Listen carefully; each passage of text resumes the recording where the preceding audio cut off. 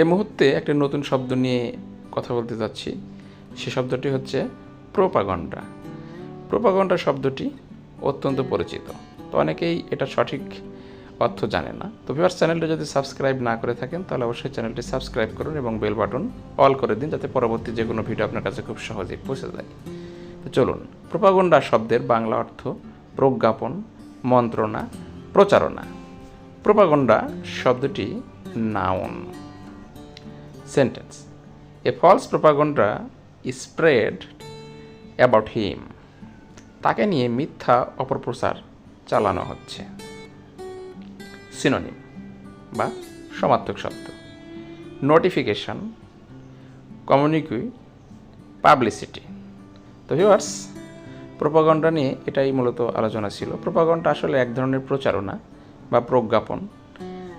সেটা হতে পারে সত্য বা মিথ্যা, দুই রকমই হতে পারে। তো এরকম যে কোনো ওয়ার্ড জানতে কমেন্ট বক্সে উল্লেখ করুন, আমরা ভিডিওর মাধ্যমে সে ওয়ার্ডটি নিয়ে বিস্তারিত আলোচনা করব। ভালো থাকবেন, সুস্থ থাকবেন। ধন্যবাদ।